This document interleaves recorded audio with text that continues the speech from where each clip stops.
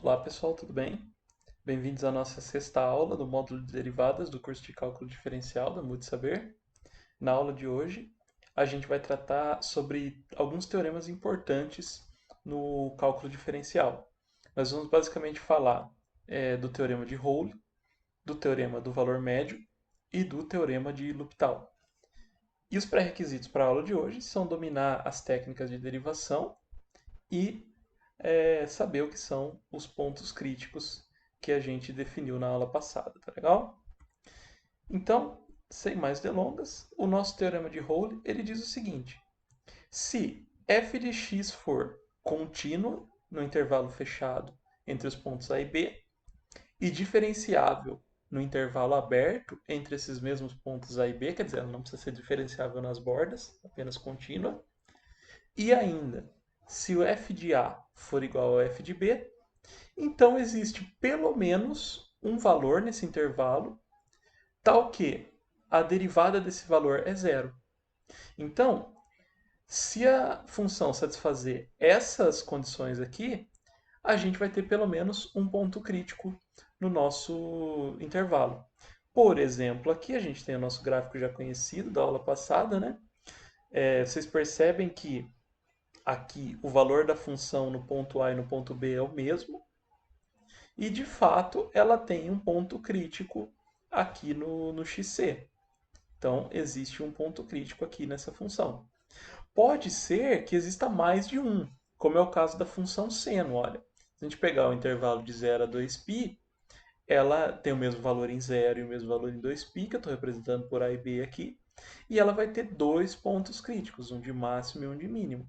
Então, o teorema de Rolle garante que nessas condições você vai ter pelo menos um ponto crítico, mas você pode ter mais do que um ponto crítico.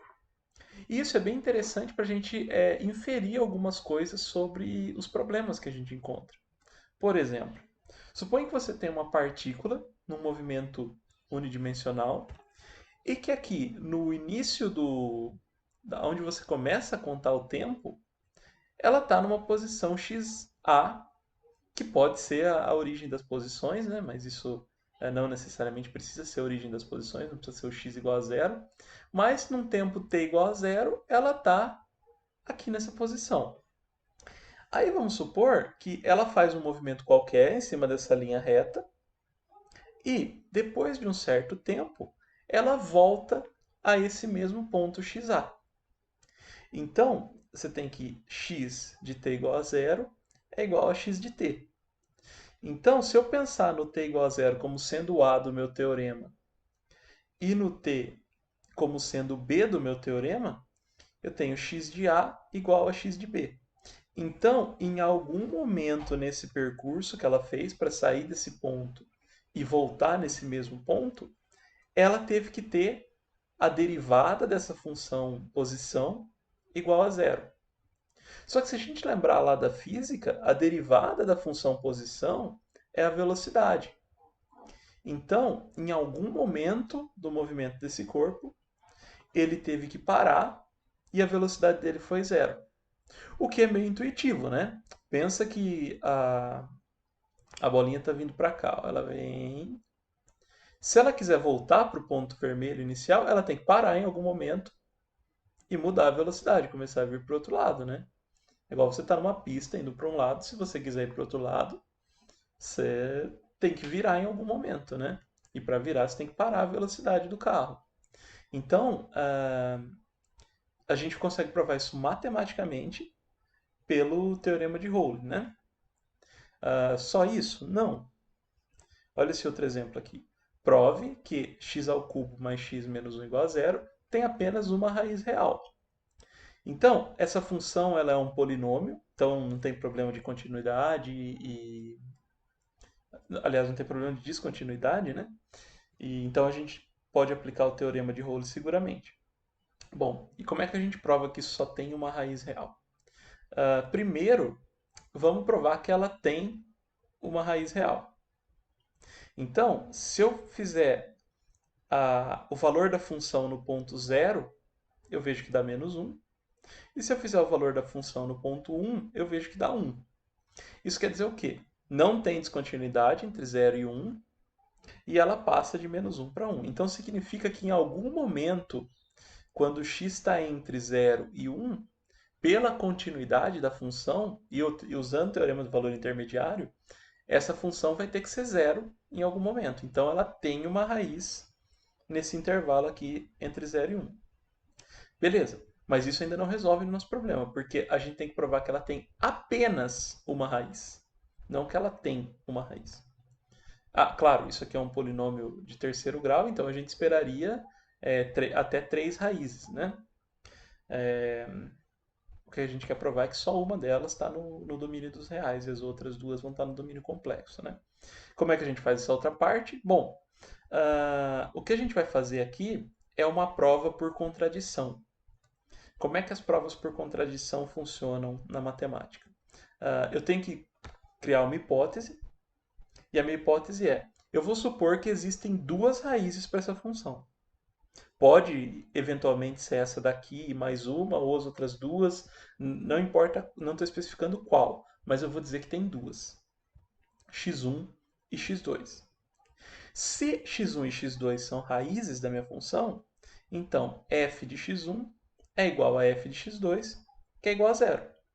Pensem no x1 como sendo um A, no x2 como sendo um B, e aqui a consequência dessa minha hipótese, pelo meu teorema de Rowley, é que deve haver um ponto entre x1 e x2, tal que a derivada desse ponto seja zero. A aplicação direta do teorema. Tem que ter um ponto crítico entre x1 e x2. Ok, mas se eu faço a derivada dessa função, ela vai ser 3x ao quadrado mais 1, que sempre vai ser maior do que 1 no domínio dos reais. Porque qualquer número que eu coloque aqui elevado ao quadrado vai ser positivo. 3 vezes um número positivo é positivo. E 3 vezes um número positivo mais 1 ainda é um número positivo. Então, essa função nunca vai ser zero ou menor que zero. E isso prova que a minha consequência do teorema de Rowley, ela não pode ser satisfeita. Em provas por contradição, se a consequência não é satisfeita, isso é uma evidência de que a hipótese é falsa. Então, qual hipótese é falsa? Aqui a função tem duas raízes. Então, eu mostro que ela tem uma raiz e provo que ela não pode ter duas raízes. Então, é assim que a gente resolve esse exemplo aqui, usando o teorema de Rowley aqui nessa prova por contradição, tá legal? Bom, do teorema de Rowley, a gente também pode derivar o teorema do valor médio, que diz o seguinte: se f de x for contínuo no intervalo fechado e diferenciável no intervalo aberto, então existe um número c nesse intervalo tal que essa relação é satisfeita. F' de c é igual a f de b menos f de a dividido por b menos a. Notem que esse número c aqui não é um ponto crítico agora. Ele só é um número que está nesse intervalo. Ele diz que tem uma derivada nesse intervalo que satisfaz essa relação aqui. É isso que está dizendo o teorema do valor médio. Ele não tem nada a ver com ponto crítico. Só uma ilustração dele. Vamos supor que você tem essa função aqui, x ao cubo menos x, cuja derivada é 3x² menos 1, né? E eu quero analisar ela no intervalo entre 0 e 2. Então, a igual a 0, b igual a 2, eu posso calcular o valor da f nesses pontos. F de 0 vai ser 0 e f de 2 vai ser 6. E aplicando o teorema do valor médio, substituindo aqui as coisas que a gente conhece, né, os valores que a gente conhece, no lugar dessa derivada eu coloquei 3c² menos 1, e aqui 6, 0, 2, 0. Eu consigo isolar aqui que existe de fato um valor entre um valor c entre, entre a e b que satisfaz essa relação aqui. Eu consigo determinar qual que é esse valor de c. Notem que eu chego aqui em dois resultados, mais e menos, né? Que tem uma raiz quadrada, tem uma potenciação ao quadrado aqui. Mas o resultado menos não faz sentido, porque ele não está dentro do intervalo A e B. Está fora desse intervalo, está aqui antes do zero. Então, só o 2 dividido por raiz de 3 faria sentido aqui nesse caso. Bom, e qual que é a aplicação disso? A aplicação disso é que a gente consegue calcular os máximos e mínimos em extremos da função, sem conhecer essa função. Olha que interessante. Então, ó, vamos ver esse exemplo. Se f de 0 for igual a menos 3 e a derivada dessa função não assume valores maiores que 5, ou seja, ela é menor ou igual a 5, calcule o valor máximo que f de 2 pode assumir. Então, vamos lá. O meu...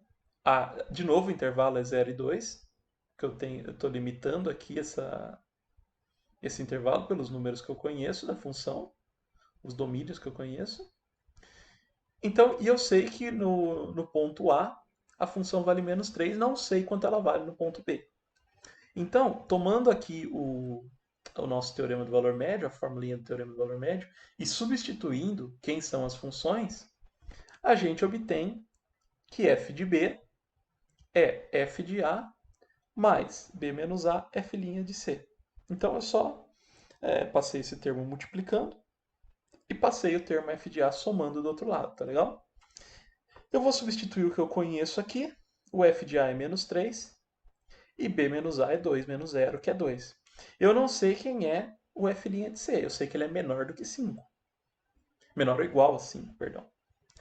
Mas para saber o valor máximo do f de B, eu tenho que pegar o valor máximo do f' de C, que é 5. Então, fica um problema trivial. Eu substituo 5 no f' de C e descubro que o valor máximo que pode ter o f de B é 7.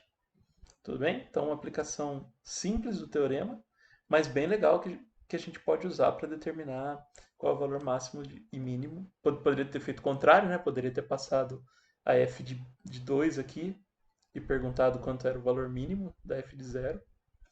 E então é bem legal nesse sentido de descobrir qual pode ser, né, o máximo e mínimo nos extremos.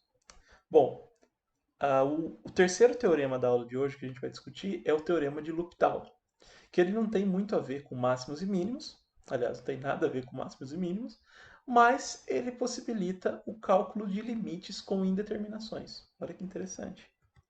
Então, eu não estou falando desse tipo de limite aqui. Aqui a gente viu em exemplos lá na primeira aula que a gente consegue colocar o h em evidência e resolver a indeterminação desse limite, mas eu estou falando de coisas desse tipo aqui, ó. Limite de x tendendo a 1 de ln de x por x menos 1.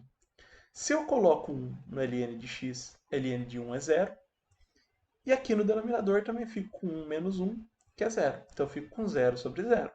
É uma indeterminação que eu não consigo resolver. Não há evidência que eu faça aqui que resolva essa equação. Então o que eu vou fazer é usar o teorema de L'Hopital, mas antes eu vou definir esse teorema. Se ambas as funções do numerador e denominador são diferenciáveis no ponto em que se quer calcular o limite, ou seja, se essas funções f e g são diferenciáveis em x0, eu posso calcular a derivada, eu posso derivar o numerador e derivar o denominador, desde que esse denominador no ponto não seja igual a zero, ele tem que ser definido no ponto também. E o limite das minhas funções sem derivar é igual ao limite das funções derivadas. Então, essa é uma técnica muito, muito, muito poderosa para a gente calcular limites de funções desse tipo aqui. Então, vamos ver no exemplo. Se a gente pegar essa função do exemplo, ln de x por 1 menos x, ela é uma indeterminação. Vou derivar o numerador e o denominador. Derivando o numerador, derivado de ln de x, é x a menos 1. E aqui embaixo, um polinômio, eu só vou derivar o x, que é 1, e o 1 vai ser 0, a derivada. Então, eu consigo facilmente ver que esse limite tende a 1. Então, basicamente, eu calculei o limite de uma indeterminação usando o teorema de L'Hopital. Eu poderia aplicar nessas funções aqui? Poderia, sem problemas. Lembrando que essa é a maneira convencional de resolvê-la, né? Colocar o h em evidência. E aí, quando a gente faz o h tendendo a zero, esse termo desaparece e fica só o 3. Se eu faço por L'Hopital, derivada de h ao cubo é 3h ao quadrado, derivada de h ao quadrado é 2h, derivada de 3h é 3, derivada de h é 1. Então, da mesma forma, esses dois primeiros termos tendem a zero, e eu fico com 3 dividido por 1, que é 3. Então, os limites concordam se você usar L'Hopital ou a regra normal, as técnicas normais, né, de calcular limites. Então, pessoal, eu também posso aplicar L'Hopital sucessivamente quando eu precisar resolver mais de uma derivada para tirar a indeterminação. Por exemplo, a gente tem aqui limite de x tendendo ao infinito de x ao quadrado dividido por exponencial de x. O x ao quadrado tende ao infinito, exponencial de x também vai tender ao infinito nesse limite aqui. Então, infinito sobre infinito também é uma indeterminação, tá? Também posso usar L'Hopital. Então, se eu faço uma derivada aqui no meu numerador, eu fico com 2x, e o meu denominador não muda porque a derivada exponencial é a própria exponencial. Só que aqui eu ainda tenho uma indeterminação, porque o numerador ainda tende para o infinito e o denominador também. Então eu aplico o L'Hopital de novo. Agora eu resolvo o meu problema, porque a derivada de 2x é 2 e a derivada exponencial de x é exponencial de x. Então, a hora que o x tende a infinito, essa exponencial de x tende a infinito, e 2 dividido por infinito dá zero. Então, eu consigo resolver meu problema aplicando L'Hopital mais de uma vez. Se eu tivesse que aplicar ainda mais uma vez, poderia. Você pode aplicar n vezes, quantas vezes você quiser, enquanto você tiver uma determinação. Então, o L'Hopital ajuda bastante no cálculo de limites, né? E a gente fica tentado a usar ele sempre, né? Porque geralmente você tem funções simples, que são fáceis de derivar, e acaba saindo mais fácil por L'Hopital. Mas a gente tem que se certificar de que está lidando de fato com uma indeterminação. Olha essa função aqui, seno de x dividido por 1 menos cosseno de x, quando x tende a π. Se a gente calcula da maneira convencional, o seno de π é zero, o cosseno de π é menos 1. Então você vai ficar com zero dividido por 2. Isso aqui não é uma indeterminação, isso aqui é zero. É um limite fácil da gente calcular e sem usar L'Hopital ele dá zero. Se eu usar L'Hopital, o que, que acontece? Derivando o seno, eu tenho cosseno. Derivando 1 ele desaparece, derivando o cosseno eu tenho menos seno. De modo que eu teria cosseno dividido por seno. Cosseno é menos 1, seno é zero. Então esse limite aqui ia tender a menos infinito. Então, de qualquer forma, ele não está errado porque eu esqueci o sinal aqui. Ele está errado porque eu não posso usar L'Hopital em limites que não são indeterminações, tá legal? Bom, existe um outro tipo de indeterminação no qual eu posso usar L'Hopital, que é limites do tipo zero vezes infinito. São chamadas indeterminações em produto, que zero vezes infinito é uma indeterminação também. Eu não sei que número que isso dá, né? E o exemplo é esse aqui, ó, x ln de x, quando x tende a zero. Você vai ficar com zero aqui no lugar do x e menos infinito aqui no lugar do ln de x. O que você faz aqui é lembrar que se você tem uma multiplicação de funções, isso é a mesma coisa que uma divisão de funções se eu inverter uma delas, né? Então, desde que exista, né, o domínio disso aqui, eu posso fazer essa regra, tá legal? Então, dessa forma, a gente torna o infinito, o infinito que está aqui, ele vai virar zero e a gente pode resolver por L'Hopital. Olha lá. Então, x ln de x. Aqui eu vou inverter o 1, né? O x elevado a 1, porque é bem mais simples tratar x a menos 1 do que ln de x a menos 1, então ainda tem essa vantagem. Eu posso escolher qual das funções eu resolvo inverter, de modo a transformar o infinito do produto em zero ou o zero do produto em infinito. Posso partir pelos dois caminhos. Então você sempre analisa qual vai ser o mais simples para você, dependendo do problema. Então o que acontece aqui? Eu pus o x no denominador, inverti o expoente dele, e desse passo para cá eu aplico o L'Hopital. A derivada da ln vai ser x a menos 1, a derivada de x a menos 1 vai ser menos x a menos 2. De modo que se eu simplifico aqui esses x, Aqui não é mais uma indeterminação, tá? Então eu posso simplificar o x e ver que isso daqui é menos x, na verdade. Toda essa função equivale a menos x, que quando x tende a zero, é zero. Tudo bem? Então, essa é a aplicação do teorema de L'Hopital em determinações do tipo produto. Então, na aula de hoje, a gente viu o teorema de Rolo, a gente viu o teorema do valor médio e suas aplicações em problemas, e também aprendemos a usar o teorema de L'Hopital para calcular o limite das indeterminações e também os cuidados que a gente precisa para trabalhar com funções que não são indeterminações. E basicamente o cuidado é não use L'Hopital. Bom, então, se vocês tiverem alguma dúvida, vocês podem entrar em contato por e-mail ou pelas redes sociais. E não esqueçam de deixar o like e se inscrever no canal da Multisaber para a gente poder trazer cada vez mais conteúdo de aprendizado para vocês, tá legal? Então, bons estudos, pessoal, e até a nossa próxima aula.